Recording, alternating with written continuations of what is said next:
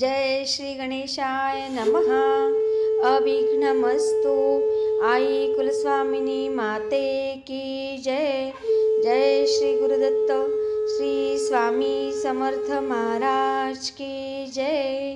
निशंक होई रे मना, निर्भय होई रे मना. प्रचंड स्वामी बळ पाठीशी, नित्य आहे रे मना, नित्य आहे रे मना. श्री स्वामी समर्थ महाराज. आजपासून आपण गुरुचरित्र कथामृतचे पारायण सुरू करत आहोत. तर हे पारायण सगळ्यांनी आजपासून ऐकावे ही नम्र विनंती. सादर करत आहेत सोनलताई. श्री स्वामी समर्थ. नमस्कार स्वामी भक्त हो. श्री स्वामी समर्थ. जय जय स्वामी समर्थ. अवधूत चिंतन श्री गुरुदेव दत्त. आपण ऐकत आहोत गुरुचरित्र कथा अमृतसार, अध्याय 17. मंदबुद्धीच्या मुलास ज्ञानप्राप्ती. ओम श्री गणेशाय नमः. सिद्धयोगी नामधारकाला म्हणाले, नामधारका, तू खरोखर श्रेष्ठ गुरुभक्त आहेस. हे पाहून माझ्या मनाला विशेष आनंद होत आहे. पाऊस सुरू होण्या अगोदर त्याची पूर्वसूचना देणारा वारा वाहू लागतो.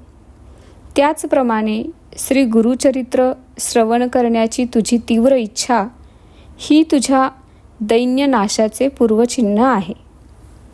हे श्री गुरुचरित्र म्हणजे साक्षात कामधेनूच आहे. ते मी तुला सविस्तर सांगतो. तू ते एकाग्र चित्ताने श्रवण कर. कृष्णावेणी नद्यांच्या तीरावरील भिल्लवडी क्षेत्राच्या पश्चिम तीरावर औदुंबर हे तीर्थक्षेत्र आहे. तेथील औदुंबर वृक्षाखाली श्री गुरु नृसिंह सरस्वती एक चातुर्मास गुप्तपणे राहत होते. भुवनेश्वरीच्या जवळ श्री गुरूंचे स्थान होते.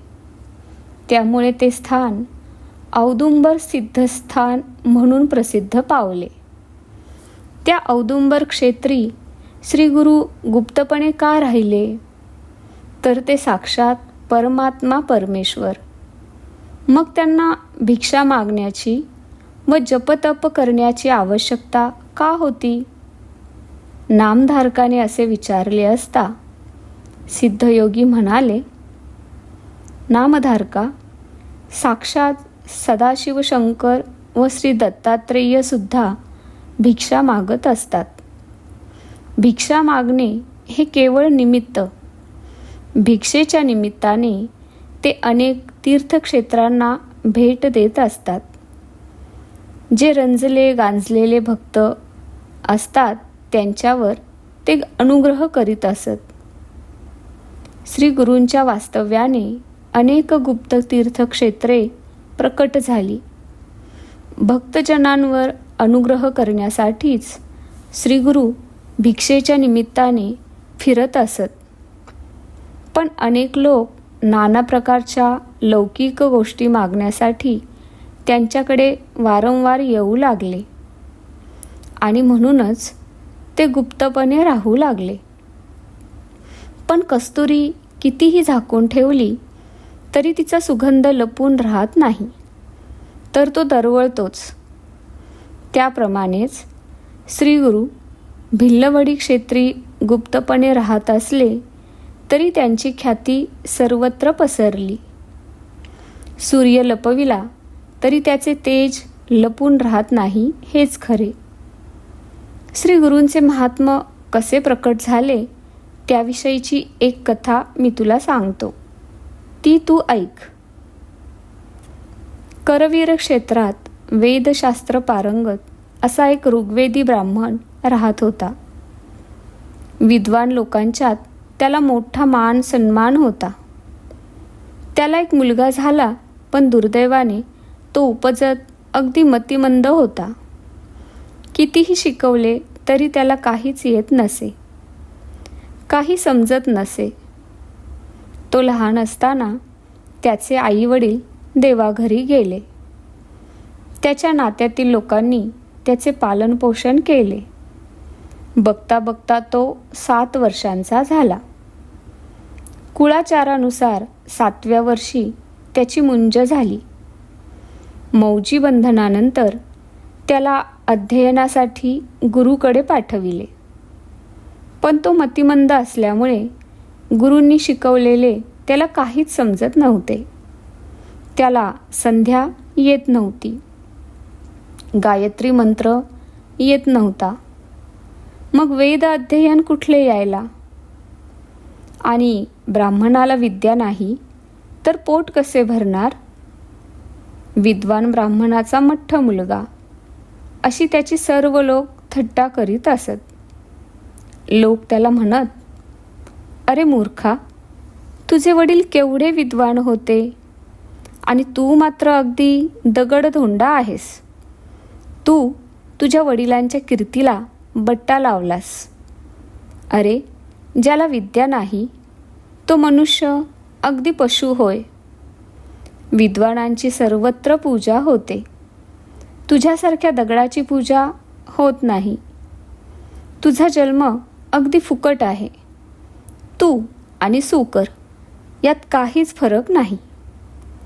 आचारहीन अशा तुला या जन्मात कदापि सुख मिळणार नाही. मृत्यूनंतर तुला नरकातच जावे लागेल. असले हे लाजिरवाने जीने जगण्यापेक्षा तू मरत का नाहीस?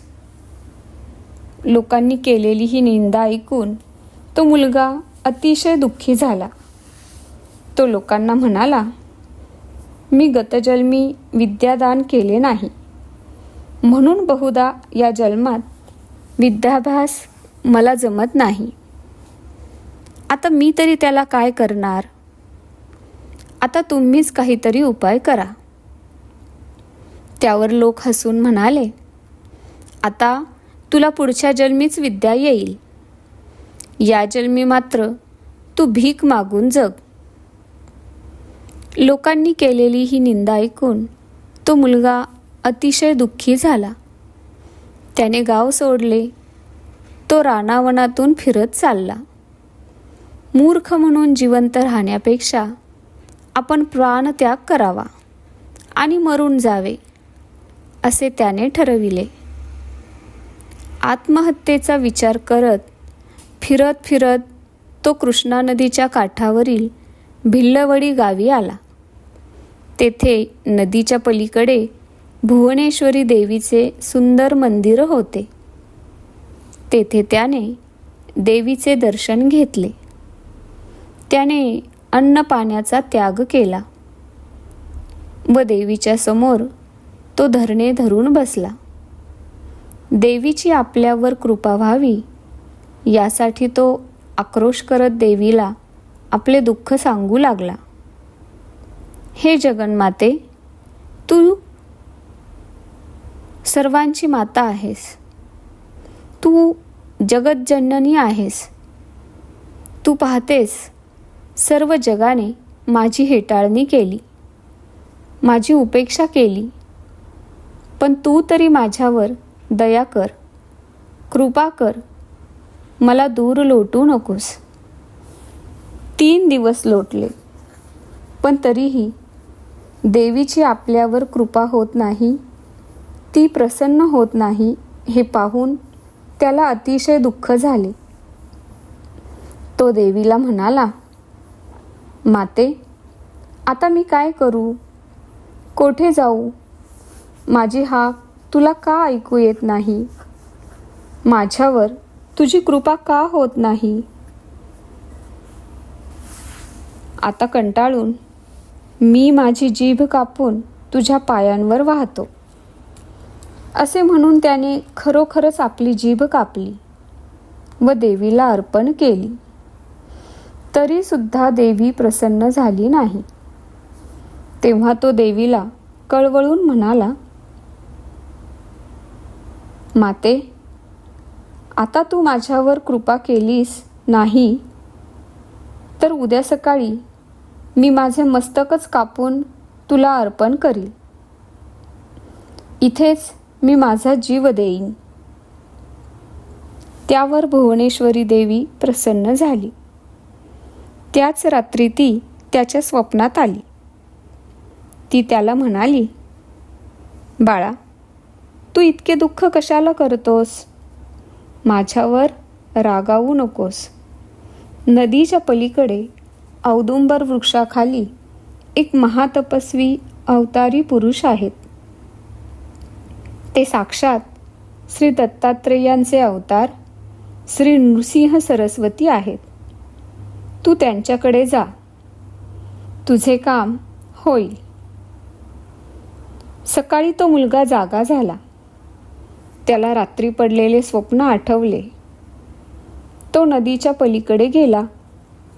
तेथे औदुंबर वृक्षाखाली श्री नृसिंह सरस्वती तपस्वी रूपात बसले होते. त्यांना पाहताच त्या मुलास खूप आनंद झाला. त्याने धावतच जाऊन त्यांचे पाय धरले. त्याला जीभ नसल्याने बोलता येत नव्हते, पण तो मनातल्या मनात श्री गुरूंचे स्तवन करीत होता. श्री गुरूंनी त्याचा मनोभाव ओळखला. ते प्रसन्न झाले.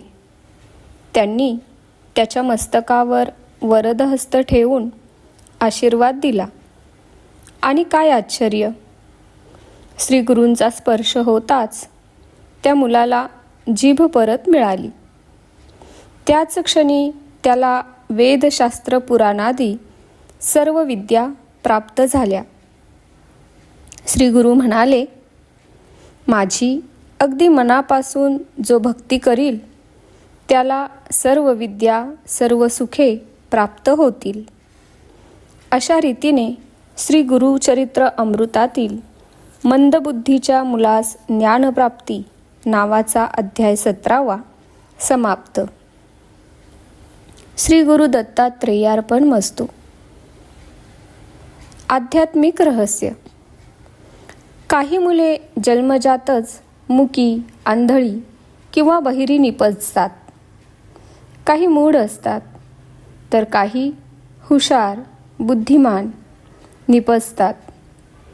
याचे कारण निश्चितपणे सांगता येणे कठीण आहे. जन्मकुंडलीवरून, ग्रहांवरून ज्योतिषांना बालकाचे गुण दोष भविष्य सांगता येतील, पण असे ग्रह या बालकाला का पडावे हे काही सांगता येणार नाही. कर्म हेच त्याचे शास्त्रीय उत्तर आहे. पूर्वदत्तेषु या विद्या पूर्वदत्तेषु यदन, पूर्वदत्तेषु या भार्या अग्रे धावती धावती. हे वचन प्रसिद्ध आहे. पूर्वजन्मातील कोणत्या कर्मामुळे कोणते वैगुण्य येते याचा काही तपशील काही पुराणांमध्ये सापडतो. तसाच महाभारतातही अनुशासन पर्वात कोठे कोठे म्हणजे शंकर पार्वती संवादात तो आढळतो. पापाचरण फारच झाले तर मनुष्य कोटीतून जीव खालच्या श्रेणीच्या जन्मालाही जातो असा उल्लेख काही उपनिषदांमध्ये आढळतो. प्रस्तुत अध्यायातील ब्राह्मणपुत्र मूढ असाच जन्मास आला. त्याला विद्वान पिता मिळाला, पण लहानपणीच तो पोरका झाला. हे त्याचे पूर्वकर्म. पण श्री गुरूंनी वरदहस्त ठेवताच त्याला सर्व ज्ञान येऊ लागले. या घटनेस गुरुकृपे इतकेच इतरही काही घटक कारणीभूत आहेत. एक म्हणजे पित्याचे काही गुणधर्म पुत्राच्या ठायी प्रकट नसले तरी सुप्त अवस्थेत ते असतात. तशीच विद्वान पित्याच्या अंगची विद्वत्ता त्या मुलाच्या ठायी सुप्त अवस्थेत होती. लोकांनी फार निंदा केल्यामुळे त्याला आपली विद्या आलीच पाहिजे अशी तळमळ लागली होती. प्रखर जिज्ञासा, तळमळ हा ज्ञानप्राप्तीस मोठा उपकारक घटक असतो. तिसरी गोष्ट म्हणजे त्याला मुळात शिकावेसे वाटत होते. तो मुद्दाम अध्ययन ऐकायला जात असे, परंतु ते त्याच्या मुळीच लक्षात येत नसे. ही मूळ जिज्ञासा निंदा ऐकून तीव्र झाली व मूढपणाचा पश्चातापही त्याला झाला. पश्चाताप, जिज्ञासा, पितृदत्त सुप्त गुण, प्रखर तळमळ, गुरुकृपा अशी ही साखळी आहे. तीत भक्तीचा व त्यागाचा दुवा जोडला की ज्ञानाची कारण परंपरा सापडते. देवीला पूर्णपणे शरण जाणे, अनन्य अगतिक होणे याही घटकांचा यात भाग आहे. देवीच्या दृष्टांताप्रमाणे तो श्री गुरूंना शरण गेला आणि तेथे त्यांच्या कृपेने त्याला ज्ञान प्राप्त झाले. हे लक्षात घेतले की केवळ गुरुकृपेने असे चमत्कार नसून त्यात अनेक घटक असतात हे समजून येते. शक्तिपात दीक्षा ही शिवपुराणात उल्लेख केलेली दीक्षा योग मार्गात आहे. केवळ कृपामय दृष्टीने, हस्तस्पर्शाने, शब्द उच्चाराने किंवा निशब्द संकल्पानेही योगाधिगिरू गुरु शिष्याच्या ठायी सुप्त असलेली कुंडलिनी शक्ती जागृत करतात व शिष्य उच्च नीतिमान, सुदृढ मनाचा व शरीराचा असेल आणि साधन तत्पर असेल तर त्याच्या ठायी योगासने, योगमुद्रा, अष्टसात्विक भाव इत्यादी व्यक्त होतात. त्याची जागृत चित्तशक्ती त्याला मोक्षमार्गावर आरूढ करते. त्याच्या मतीवरील अज्ञानावरणे बाजूला सारून पूर्व व्यक्त न झालेल्या ज्ञानाची, सामर्थ्याची प्रचिती त्याला येते. या दीक्षेची येथे आठवण झाल्याशिवाय राहत नाही. या अध्यायात वर्णिलेल्या विद्येच्या थोरवीबद्दल अधिक काही सांगण्याची जरुरी नाही. अशा प्रकारे हा अध्याय 17वा येथे समाप्त झाला आहे. श्री स्वामी समर्थ. जय जय स्वामी समर्थ. अवधूत चिंतन. श्री गुरुदेव दत्त. धन्यवाद.